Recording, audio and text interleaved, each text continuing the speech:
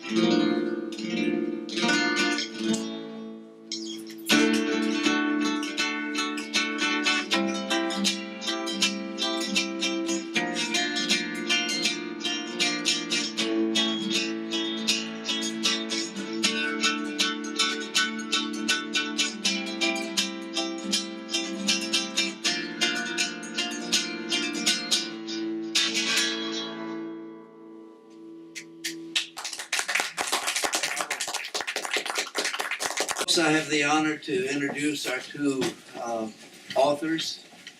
I've known Joe Barry since 1978 when he lost his job at Unified after Prop 13. I've known Helena less time, but she's his better two-thirds, and they're a great team. They're both PhDs, and but intellectuals of the people. Helena is a writer and activist, and her most recent work is entitled, "What Did You Learn at Work Today?" And that explains how collective learning takes place in the midst of conflict and as labor unionists, we're accustomed to conflict. The book's based on her years of experience as a labor educator and intended for organizers and activists. After retiring from the University of Illinois, the labor education program, she and Joe had been teaching in Ho Chi Minh City, Vietnam, in the Faculty of Labor Relations and Trade Unions at Tom Duc Thang University. And Dr. Berry is currently a member of the executive board of AFT 2121 at City College. His book, Outside Reclaiming the Ivory Tower, has been instrumental in helping people all across the country and the world even to organize adjunct faculty, part-timers who are trapped in low wage, low benefit, low respect situations. Joe is a retired labor educator, history teacher, and union organizer and staffer. And he's also active in the contingent faculty movement as a leader in the New Faculty Majority and the Coalition of Contingent Academic Labor, COCAL. And I honestly don't know of any individual who's done more to empower part-time faculty in the country and this continent than Joe Berry. I'd like to read a definition or a description of books by Barbara Tuchman, the great historian and writer. Books are the carriers of civilization. Without books, history is silent, literature dumb, science crippled, thought and speculation at a standstill. Without books, the development of civilization would have been impossible. They're engines of change, windows on the world, lighthouses, as the poet said, erected in the sea of time. They're companions, teachers, magicians, bankers of the treasures of the mind. Books are humanity in print. Joe and Helena are makers of books, creators of books, and they're also intellectuals of the people. That's a term I've always liked because I associate it with the Great Revolution in China. Like their lives, their writing instructs in a comradely way that humanity is always beyond ideology. But the best way to serve humanity is to understand why we must be part of the long journey and inevitable struggle for social and economic justice. St. Thomas Aquinas, probably not the favorite philosopher of many of us, said, "Justice has two beautiful sisters, hope and anger." Joe and Helena, in deeds and words, remind us that reasoned hope and righteous anger guide us to liberate ourselves as well as others and to walk with the people. The plan is that I'm going to read a poem first, and then Joe is going to talk about his book. And then if there's time left over, I'll talk about my book, which is sitting out there. But I really wanted to read this poem because I have never read a poem in public before in my entire life. And I I don't think believe it. this is true, and it's now or never. Furthermore, this is a particular poem that tries to answer the question, who am I? How did I get to this particular place? What is this particular place, and what's going on here? And although the place in this poem is not here right now in San Francisco in the Redstone building with you, I could write exactly the same kind of poem about this moment right here. And I want to draw your attention to the fact that I make a lot out of what I am wearing and where I got it. And I suggest to you that you could think about how you got here, who these people are, and what you're wearing. What did it take to bring you here at this moment with these people at this time? This is actually a historic building. The place I'm talking about in Chicago is historic too. It's the Haymarket Monument. So any questions? Okay. Go for it. The name of the poem is How I Keep Warm at a Rally in Chicago in the Winter. It's December 8th, 2009. The snow has been falling since noon. By 3 p.m. it is dark. The sounds of traffic are muffled by snow. In my office, the phone rings. Hello, it's Denise. Is there class tonight? Of course, why? It's snowing. They're letting us go at 3:30. Well, it's not snowing in the classroom. Are you going to the rally? Of course, aren't you? Are you kidding? Kathy and Linda, our office staff, appear in their coats at 3:40. It's snowing, we're leaving. Oh, I guess you're not going to the rally. No way, not us. Rally? No way. The rally is at 4:30. The class is at 5:30. Joe, who is wearing his blue cashmere Christmas present sweater, same sweater he's wearing today, will be teaching the 5:30 class. This is 2009, so that's how long his sweater has lasted. He says he probably won't go to the rally either. I think I'm coming down with something, he says. I leave at 4:15. The rally is 7 blocks from our office. The 7 blocks are magic. Every car carries a muffin top of snow. Every car is up to its axles in white slush. All the restaurants on Halsted are lit up. 4 guys from the Christian Industrial Workers Shelter are out shoveling the sidewalks. There is music playing, but because this is Greek town, it's not Christmas music, or if it is Greek Christmas music.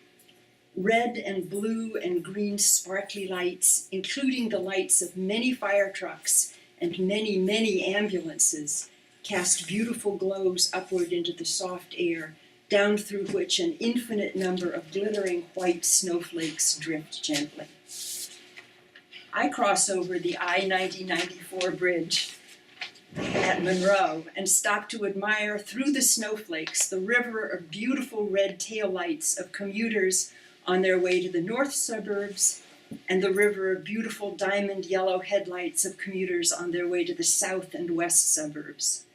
They flow steadily along in each direction at about the speed of a person walking through deep snowdrifts. As I approach Randolph and Des Plaines, I see that the street is blocked off. Beyond the barriers, I see a crowd. There are many big men, very big men standing around, made even bigger by boots, hard hats, great gloves, huge warm jackets, and face masks. There are women too, as I can see as I get closer. Many recognize me. We say, "You made it." The Haymarket Monument looks good in the snow. The quartzites above the speaker's platform lift it up and make it seem to float in the air. The way the white snow lies along the shoulders and backs of the dark metal bodies makes them more lifelike. The sculpted bodies are not all that different in the snow from the bundled bodies of the men standing in the street. I see plumbers, city workers, carpenters, heat and frost workers, laborers, state workers, nurses, telephone workers, grocery workers, teamsters, laundry workers, hotel workers.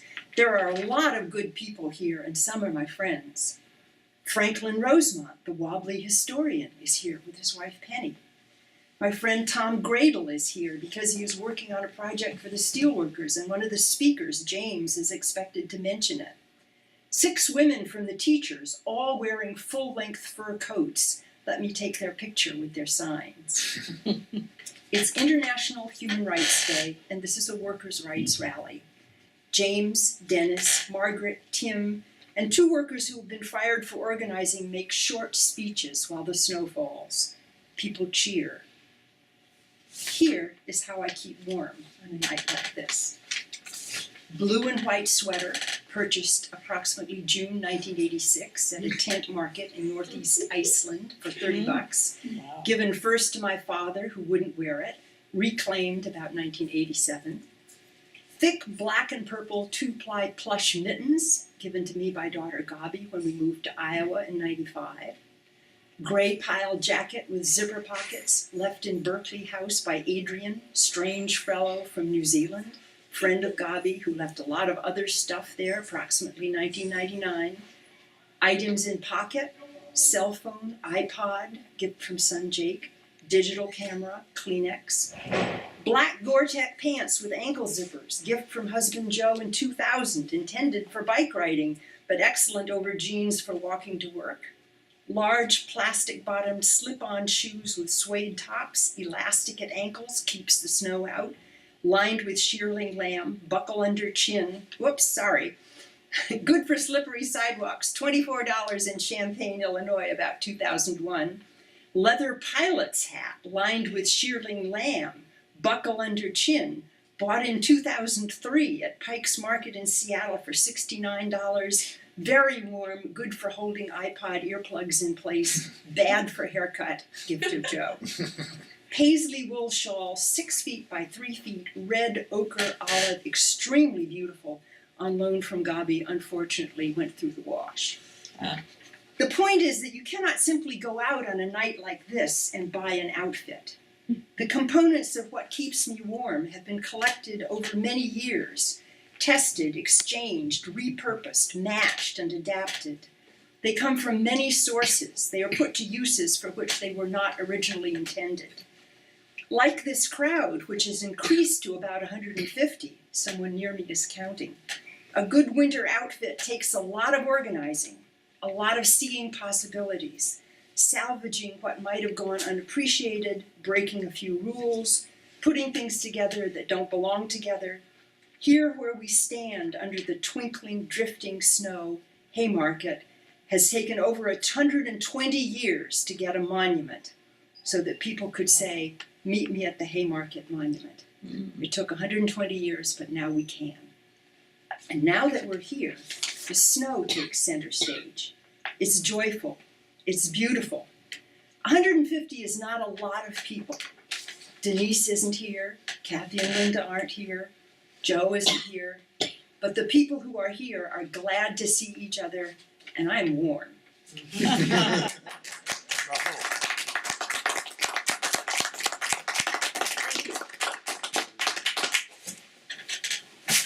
This is also the first time I ever heard her read that poem all the way through. So this is kind of a pastiche. Blame Roger and the coalition for that. The book that I wrote, as Roger mentioned, is called Reclaiming the Ivory Tower: Organizing Adjuncts, who are now 75% of the teachers of college students in the United States. Contingent faculty of one sort or another. And over half, well over half in the community colleges, including City College. I didn't plan on doing this, but as Roger mentioned, when I was laid off from the public schools after Prop 13, I ended up teaching part-time at City College and have been teaching teaching as a contingent in higher education in various forms ever since. And I was lucky enough to be able to retire, partly because I had enough sense to marry a woman who owned a house in Berkeley, which is very helpful when it comes to wanting to retire. Just to give people a little sense of, it's sort of amazing that this is the only book that's ever been written on this subject. Organizing. Enough books have been written to fill this room on the subject of contingent faculty, mostly from the point of view of administrators and how to manage them and how to use them and how to make money off us and that sort of thing. But this is the only book that's been written on how to organize us, how we might change our situation. For those of you who are don't necessarily know, let me read a little bit from the introduction, which is basically a few short stories of our lives. An old friend tells me about an old friend of his who just got a tenured position at the University of California campus. Pretty unremarkable occurrence until you realize that this particular acquaintance had been a temporary, full and part-time college teacher for well over a decade. In that time, he'd published 4 books, a couple of them actually bestsellers in the field, and won a MacArthur Genius Award. This newly job-secure professor actually had to be a certified genius before he could get a permanent teaching job in a college in the second largest metropolitan area of the United States, Southern California. At a conference of contingent faculty from all over North America, after a few drinks, the talk turns to retirement. No one in the discussion is under 30, and most are well over 40, and this was written a few years ago, so they're all well over 50 now. One New Yorker, after listening for a time, drops his one-liner. My only retirement plan is a bullet in my dresser drawer. This is a local one. Afterwards, I'll tell you who protagonist is. In one of the largest community colleges in the United States, a small group of part-time faculty has just finished their conversation with the college vice president in his office. As they rise to leave, the vice president pulls the leader, a longtime teacher with a PhD, aside and in a low voice tells him, "You know, I really support what you're trying to do for part-timers, but you should realize that you're not considered faculty, or even people. No. You're units of flexibility." This was the then Vice President of City College of San Francisco speaking to Roger Scott back in the late 70s, early 80s. And story told to me about Roger. By the way, all these stories, none of these are urban legends or apocryphal. They were all told to me by people who heard it themselves. A letter arrives at many Chicago area college department offices offering a new commercial services, pre-screening and referring adjuncts to college hiring officials. Investigation reveals this is an attempt at a startup by an adjunct who can't get a tenure-track job. Yeah. An artist who also teaches at 2 colleges is denied part of her unemployment insurance claim against one of the colleges because she supposedly has, quote, reasonable assurance of reemployment, unquote, for the following term, which of course she does not. Partially as a result, she can't pay her apartment rent, has to move illegally into her art studio. Another one. After 25 years of teaching, often more than full-time, but at multiple institutions, a community college part-timer discovers he never received enough service credit for vesting in the pension system. Only his actual time in the classroom was counted as working hours, unlike full-time faculty, so he does not qualify for a pension at all. That is the story from California, from the STRS system, which has now been changed through the result of decades, literally decades of struggle to get the STRS regulations changed so that people got credit for more than just classroom hours in their service credit. And much of that struggle was by Joe leading Well, it. I was part of the beginning of it, but the person who was most responsible for it is a guy also from San Francisco named Cliff Lay, who just died recently and saw that struggle to its positive conclusion. I call this section, even two makes a committee. And this is, remember, the key audience are my colleagues, right? I should ask all of you, how many of you in this room have college degrees? How many of you have advanced degrees, but beyond a bachelor's or okay? How many of you, keep your hands up, how many of you have used those degrees at some point to teach part-time or otherwise in higher education? Okay, all right, so. And that is always the case in any group, right? It's a huge number of people. I mean, it's maybe 1 million at any given time, but it's millions of people who've had this experience, right? Unfortunately, the majority have not yet been touched by the organizing movement. Our years of schooling tends to convince us that the best way to change anything is to learn all we can about it and then write up our findings and conclusions in the most balanced, rational, complete, and detailed way we can. That's what we learn in graduate school. We have been conditioned to think that finding the full truth about something, whether in our own academic field or our employment situation or the world in general, will make us free all by itself. The entrance to City College says that, right? The truth will make you free. Unfortunately, that is not the case. My father, a teacher for over 40 years, from secondary level to graduate school, used to tell me that too much formal education tended to make people lose their common sense. He blamed formal education for the fact that it took most teachers until the 60s and 70s to realize that they needed a union, when most carpenters had figured that out by 1900. The idea that individually knowing the truth will make you free, without any collective action on our part, was an example to him of that loss of common sense. Luckily, even the overeducated can still learn, sometimes painfully and slowly. The key to this learning is doing it together. So your first step is not to study or write an article. The first step is to find a partner. Combining efforts with another person is much more than doubling your own power and resources. You not only generate ideas and energy from the other person, you start to build a base for a worker organization, mutual self-help, and solidarity between fellow workers. This relationship is what makes it possible to keep going when we're discouraged, helps us avoid the mistakes we can make when we're angry or afraid, and gives us a wider network of people to relate to than any of us have individually.